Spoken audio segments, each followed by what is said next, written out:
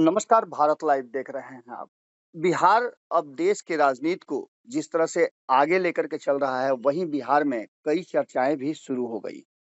सबसे बड़ी बात तो ये कि पिछले 1 साल से एक ही चर्चा लगातार चल रही है और इस चर्चा को कोई भी ऑथेंटिक करने के लिए तैयार नहीं है। वो चर्चा है कि नीतीश कुमार तेजस्वी यादव के साथ आए हैं, तो ये एग्रीमेंट करके आए हैं कि उन्हें मुख्यमंत्री की कुर्सी देनी। लेकिन इस बात को लेकर के दोनों ही पक्ष से इनकार किया जा चुका है। वहीं आपको बता दें कि शुरुआती दौर में जब 2022 में नीतीश कुमार तेजस्वी यादव के साथ आए थे, सरकार बनाया था, उसके बाद से एक बात तो साफ नज़र आने लगी थी कि राष्ट्रीय जनता दल की तरफ से ये डिमांड बढ़ने लगा था और यहाँ तक कि राष्ट्रीय जनता दल के प्रदेश अध्यक्ष जगदानंद सिंह ने ही इस बात को स्टार्ट किया था कि ये तय है कि 6 महीना के अंदर में तेजस्वी यादव बिहार के मुख्यमंत्री बन जाएंगे और नीतीश कुमार जी सत्ता का हस्तांतरण कर देंगे। लेकिन इन सारी बातों के साथ-साथ ये बार-बार भारत लाइव आपको बताता आ रहा है कि जब भी नीतीश कुमार के कुर्सी को लेने की बात होती है, तो नीतीश कुमार असहज हो जाते हैं। इसको लेकर के जदयू के भीतर भी बहुत सारी बातें हुई और इसको लेकर यहाँ तक हुआ कि कई लोगों ने जदयू छोड़ा भी, या तो छोड़ने के लिए मजबूर होना पड़ा या फिर जो एग्रीमेंट की बातें चल रही थी, उसके चलते उन्हें छोड़ना पड़ा, क्योंकि उन्हें लगने लगा था कि अब उनके लिए यहाँ कोई स्पेस नहीं है। नीतीश कुमार को लेकर के ललन सिंह, जो कि बार-बार कहा जा रहा है कि कहीं न कहीं इस बार नीतीश कुमार जो एनडीए से महागठबंधन की तरफ आए हैं, उसके लिए प्रयास किया था। तो निश्चित रूप से ललन सिंह को इस पूरे मामले में अपना कुछ फ़ायदा ज़रूर नज़र आया होगा, क्योंकि सियासत में बिना फ़ायदे के कुछ नहीं होते हैं। अब एक बार फिर से जब महाराष्ट्र की बैठक, जो तीसरी बैठक है नीतीश कुमार के प्रयास से जो गठबंधन बना है, उसकी तैयारियाँ चल रही हैं, तो इसी बीच में एक बड़ी बात सामने आ गई है कि नीतीश कुमार के करीबी ने ये कहा है कि नहीं, नीतीश कुमार मौखिक रूप से दे चुके हैं तेजस्वी यादव को मुख्यमंत्री की कुर्सी, बस उसकी औपचारिक घोषणा बाकी है। ये विषय काफ़ी गंभीर हो गया है क्योंकि अब ये बात खुद जदयू की तरफ से आई है। सुनना और समझना इस बात को होगा कि क्या इन बातों में दम है। इस विषय पर पूरी जानकारी और पूरे जो विवेचना है, पूरा विवरण जो है, इसको जानने के लिए हम संपादक नमन मिश्रा जी के पास चलते हैं। अभी भी वो सीमांचल और कोसी के दौरे पर हैं। वहाँ के परिस्थितियों को और आने वाले 2024 के चुनाव की समीक्षा और लोगों से बात करके ये जानना चाहते हैं कि आखिर माहौल है क्या? इसी बीच में ये सब खबरें भी आती जा रही हैं और हम उन खबरों से भी आपको रूबरू करा रहे हैं। तो सबसे पहले हम ये जानना चाहेंगे कि क्या नीतीश कुमार के सबसे करीबी सबसे दुलरुआ जो विधायक हैं ये बात कह रहे हैं, तो उसमें कितना दम है और इसके मायने क्या निकाले जाएँ? नमन जी, सबसे पहले तो आपका बहुत-बहुत स्वागत है। जी। बाबा देखिए, एक बात यहाँ मैं पहले ही बोल दूँ, ये कहीं न कहीं उपेंद्र कुशवाहा की एक बड़ी जीत है। जी, जी। उनके दावे की बड़ी जीत है। जी, उपेंद्र कुशवाहा ये दावा करके ही वहाँ से निकले थे कि नीतीश अपनी पार्टी भी विलय कर देंगे जी, और नीतीश तेजस्वी को मुख्यमंत्री बनाएँगे, जी, मजबूर होके बनाएँगे। जी, उनका रास्ता नहीं बचेगा और तेजस्वी को स्वीकार करने के लिए उपेंद्र कुशवाहा और जदयू के कई नेता तैयार नहीं थे। जी, उन्हें एक रास्ता मिला उपेंद्र कुशवाहा के माध्यम से, वो धीरे-धीरे खसकने लगे। जी, अब बात यहाँ एक और बड़ी और जान लीजिए, जहाँ जी, उपेंद्र कुशवाहा का दावा सही हुआ, वहीं उपेंद्र कुशवाहा का एक और दावा सही होगा जी। कि अब इस पार्टी में बड़ी टूट होगी। अच्छा। तेजस्वी के नेतृत्व को स्वीकार कर पाना बहुत लोगों के लिए संभव नहीं होगा। जी, जी, जी, नीतीश ही भारी पड़ रहे हैं लोगों पर आजकल। जी, नीतीश को झेल पाना इतना मुश्किल हो रहा है कि जिसकी जिसकी कोई कल्पना नहीं की जा सकती है। मैं मजबूर हूँ, मैं कुछ बातों को यहाँ नहीं बता सकता कि कैसे राजद के विभिन्न जो बड़े नेता हैं, जी, जब वो दरबार लगाते हैं, तो उन दरबारों में चर्चाएँ क्या होती हैं? जी, उन दरबारों में शुरुआत कैसे होती है और उन दरबारों को खत्म कैसे किया जाता है? जी, जैसे भगवान का नाम लेके शुरू किया जाता है किसी दरबार को, बैठक को, जी, उसी तरीके से नीतीश कुमार को जी, भगवान तो नहीं, लेकिन कुछ और बनाकर शुरू किया जाता है। जी, और ये पूरी चर्चा नीतीश के आसपास ही होती है। जी, नीतीश कितने बड़े मजाक के पात्र बन जाते हैं उस वक़्त, जी, जब राजद के लोग ये कहते हैं कि यही प्रधानमंत्री बनेंगे। जी, ये आप भी जानते हैं, ये बिहार के कई पत्रकार जानते हैं, जी, कई राजद कार्यकर्ता ये बात मानते भी हैं कि ऐसी जी, ऐसी बातें हैं। लेकिन वहीं दूसरी तरफ एक नैरेटिव गढ़ा जाता है जी, कि नीतीश मोदी से भी बड़े नेता है, जी, नीतीश के पास पूरे देश में वोट है। जी, ये राजनीतिक चश्मा है। कल पूर्णिया में मैं घूम रहा था, जी, पॉलिटिकल सर्कल्स में लगातार मैं, चूंकि पूर्णिया में हमने अब ऑफिस स्थापित करने की व्यवस्था कर ली है, जी, सब कुछ चिन्हित हो गया है। जी, और सीमांचल के इलाके और कोसी के इलाकों में जो कर्ज भारत लाइव का था, जी, उसे चुकाने हम निकल पड़े थे। तो ऐसी स्थिति में मुझे कई लोगों से मुलाकात मेरी हुई। जी, उसमें एक शख्स ने साफ तौर पर कहा, वो पूर्व में चुनाव लड़ चुके हैं जी, और बहुत अच्छी स्थिति में नहीं थे, चुनाव में निर्दलीय लड़ गए थे। जी, तो उन्होंने कहा कि नमन जी, मैंने कहा कि आप जब इतनी बड़ी परिस्थिति थी विकराल, जी, दोनों तरफ महागठबंधन और एनडीए भिड़ रहे थे, तो आप क्यों उतर गए चुनाव में जी, निर्दलीय? तो उन्होंने कहा कि जब व्यक्ति चुनाव लड़ता है या शक्ति के मद में रहता है प्राप्ति के, जी, तो वो उसके आंखों पे एक चश्मा लग जाता है जो कि कुछ उसको देखने नहीं देता है। और जी, जी, यही हो गया है नीतीश कुमार जी के साथ। जी। हालांकि अब तो नीतीश कुमार को दिखने लगा है सच्चाई। जो मुंबई की उनके बैठक से करीब पहले नमन मुंबई जी की जो बैठक उनके से पहले मुंबई की बैठक से पहले उनके एमएलसी द्वारा ये कहना जी, जी, कि जाएंगे कि नहीं जाएंगे मुझे नहीं पता, जी, ये क्या कहता है बाबा?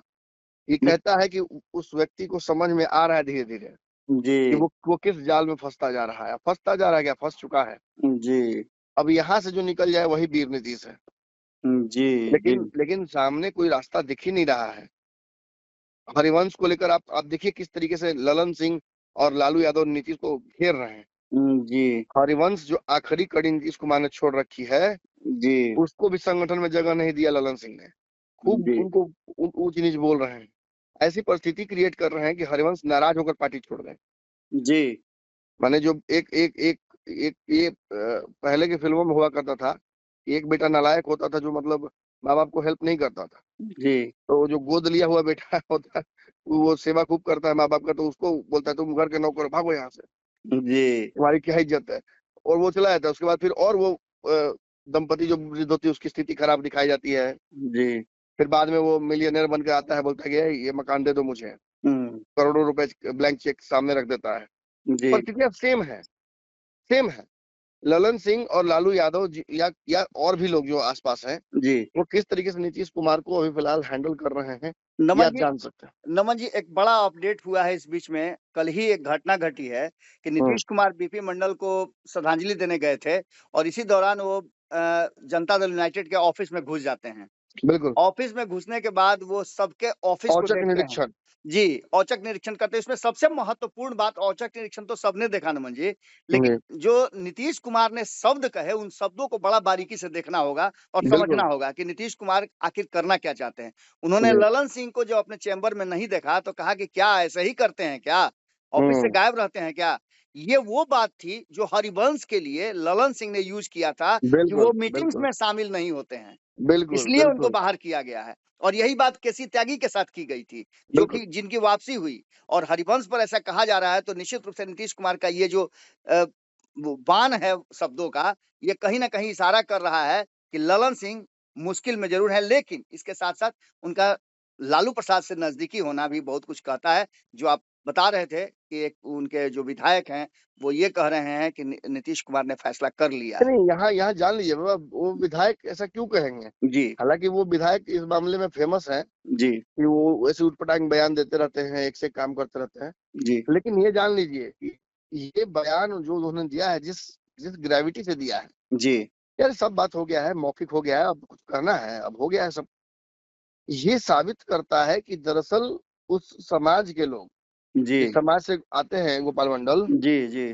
तेजस्वी को ही देखना चाहते हैं। जी, वो जदयू में रहे, वो कहीं रहे, जी। उनको पता है कि नीतीश अब एक क्षण भी बिहार के लिए घातक है। लालू प्रसाद का भी खूब बिहार को बड़ाई बदलाव किया। चाहिए। जी। लालू के पुराने समर्थक रहे हैं, चाहने वाले रहे हैं। जी, पहले भी बड़ाई करते रहे हैं लालू यादव का। लेकिन आज के परिप्रेक्ष्य में आपने जो अभी बात कही कि औचक निरीक्षण वाली, जी, ये मेरी बात को स्थापित करता है कि जी, नीतीश को ये बात समझ में आ गई है कि उन्हें चश्मा पहनाया जा रहा है।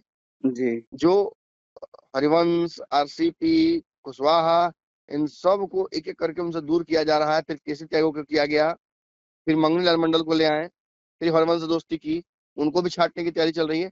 ये दरअसल ये बात स्थापित करता है कि कहीं ना कहीं राजनीतिक परिस्थितियां जो बिहार में है वो जदयू के लिए बहुत प्रतिकूल होती जा रही हैं, जी और आगे चल के ये रास्ते और इस तरफ लेकर जा रहे हैं इस बिहार के गठबंधन को, जी जो अ, अंततः नीतीश कुमार को मजबूर कर देगा कुर्सी देने के लिए।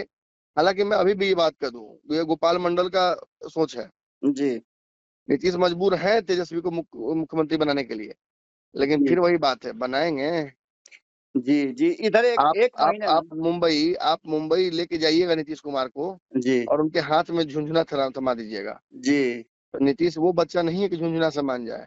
जी एक एक और अपडेट इसमें बीच में हुआ है नमन जी, जी कि जो लोग दूर थे, आप जो बार-बार कह रहे थे, वो बातें जी एक बार फिर से साबित होती नज़र आ रही हैं कि जिन लोगों को ललन सिंह ने नीतीश कुमार से दूर कर दिया था, वो एक बार फिर से उनके मजबूत कड़ी के रूप में दाएँ और बाएँ खड़ा हो रहे हैं। इसका जी सीधा मतलब है कि कहीं न कहीं नीतीश कुमार ने भीतर ही भीतर ये बात तय कर लिया है कि उन्हें आगे करना क्या है। खैर, इन सारी बातों के साथ-साथ जो आपने बातें कही, उसमें साफ लगता है कि नीतीश कुमार जिस तरह से अपनी स्ट्रैटेजी बनाए हुए हैं, उस स्ट्रैटेजी में कहीं न कहीं 2 धारा हो गया है, जिसमें एक चाहता है कि नीतीश कुमार राष्ट्रीय जनता दल के साथ रहें और तेजस्वी यादव को मुख्यमंत्री की कुर्सी दे दें, तो दूसरा धारा चाहता है कि नहीं, वो भाजपा की तरफ एक बार फिर से शिफ्ट हो मगर जाए। नीतीश कुमार को कोई कुछ नहीं कह सकता है कि जी। आप भाजपा में जाइए, या आप ये बोलने की का अधिकार नीतीश ने किसी को दिया ही नहीं है। जी, जी। और थोड़ा बहुत इसका अधिकार ललन सिंह को था, जिसका उन्होंने मिसयूज किया है, याद रखिएगा मेरे शब्दों जी, को। जी, जी, जी। मिसयूज किया है, अब्यूज किया उस पावर का। जी। अब दोबारा नीतीश ये पावर उनको नहीं देंगे। जी। और धीरे धीरे आप देखिएगा कि इसमें जदयू खुद फंसती जाएगी, और एक नया पावर वॉर शुरू हो रहा है। जी। और अनफॉर्चुनेटली आप जानते हैं, I have a bad reputation of being right in politics. जी, मैं बिल्कुल, जब भी बिल्कुल। कोई प्रेडिक्शन करता हूँ तो वो सही हो ही जाती है लास्ट तक जी, आके बात। जी, जी, और जी। मुझे तो बाबा अब ये दिख रहा है, अभी तक तो मुझे अशोक चौधरी, संजय झा और ललन सिंह के बीच एक कोल्ड वॉर दिख रहा था। जी। इफ नॉट संजय झा तो अशोक चौधरी और ललन सिंह में तो डेफिनेटली कोल्ड वॉर है तगड़ा। जी, जी। लेकिन अब मुझे ये लग रहा है कि ये कोल्ड वॉर, कोल्ड शोल्डर्स, ये सीधे तौर पर नीतीश और ललन के बीच में दिख रहा है मुझे। जी। और मुझे इस रिश्ते का भविष्य जो है बहुत अंधकार में नजर आ रहा है बाबा। बिल्कुल, बिल्कुल, बिल्कुल, और बिल्कुल। अगर मैंने ये बात कह दी है तो इसे दर्शक सेव करके मोबाइल में रख लें। जी। चलिए नमन जी, आपने बहुत बड़ी बात कही और एक लास्ट में ये बात कहते हुए मैं समाप्त करूँगा कि एक सर्वे आया है, जिस सर्वे में नीतीश कुमार को सबसे फिसड्डी दिखाया गया है और उस सर्वे में हर मोर्चे पर, चाहे वो प्रधानमंत्री के लिए उम्मीदवारी की बात हो या फिर इंडिया संयोजक की बात हो या आने वाले समय में इस गठबंधन को सँभालने वालों की लिस्ट में नीतीश कुमार का नाम सबसे पीछे है। उसमें वो पीछे इसलिए है क्योंकि आप तो जानबे करते हैं जी, कितना जी। काम करते हैं नीतीश कुमार जी। जी, जी, जी। कितना तो काम करना है उनको अभी। तो इन सारी वो काम में रहते हैं, वही इन सब चीजों में नहीं रहते हैं। जी, जी। सफाई का सर्वेक्षण हो, उसमें बिहार सबसे नीचे आ जाए, विकास में बिहार नीचे आ जाए, परचेजिंग पावर में नीचे आ जाए, किसी भी एक्रेडिशन पे बिहार नीचे आ जाए, जी, उनको उससे फर्क नहीं पड़ता। वो काम करने में विश्वास करते हैं, और और काम कितना कर काम रहे हुआ है बिहार में तो आप देख ही रहे हैं। हैं। जी, मैं तो बाबा, मैं जब घूमता चला रहता ना हूँ। सीमांचल से, तो मैं सिलीगुड़ी तक बिहार का ही विकास देख रहा हूँ। जी, जी, अभी सिलीगुड़ी में हूँ, लेकिन मैं नीतीश कुमार का विकास सिलीगुड़ी से ही देख सकता हूँ। जी, जी, और मुझे बिल्कुल। उम्मीद है बाबा जी, कि यहाँ से दार्जिलिंग, फिर वहां से नाथुला, और ऊपर जी, बाबा हरभजन सिंह तक, वहां तक जी। नीतीश कुमार का बिहार का विकास दिखेगा मुझे। चलिए, चलिए नमन जी, बहुत-बहुत धन्यवाद आपका। और बिहार की जो परिस्थितियाँ बदल रही हैं, उसमें अगर इस तरह के बयान आते हैं, तो उन उन बयानों को अन्यथा नहीं लिया जा सकता है। इन बयानों में कुछ न कुछ तो है, जो इस बात की तरफ इशारा कर रहा है कि बिहार में अभी भी राजनीति जमकर हो रही है और कभी भी बिहार में कोई बड़ा परिवर्तन हो सकता है। बहुत-बहुत धन्यवाद। नमस्कार। अगर ये वीडियो पसंद आई और वह बिहार के राजनीति और बिहारियत से सरोकार रखेनी तो सब्सक्राइब बटन दबा के चैनल के सब्सक्राइब कर ली। ओजे एगो घंटी बा, ओकरा बटन दबा देला से कुल सटीक और मारक खबर रुआ मुफ्त में मिल जाई। अगर रुआ पत्रकारिता के हमनी के नया प्रयोग में सहयोग कर चाहतानी तो ज्वाइन बटन दबा दी। पेटीएम नंबर नोट कर ली 9386816700। धन्यवाद।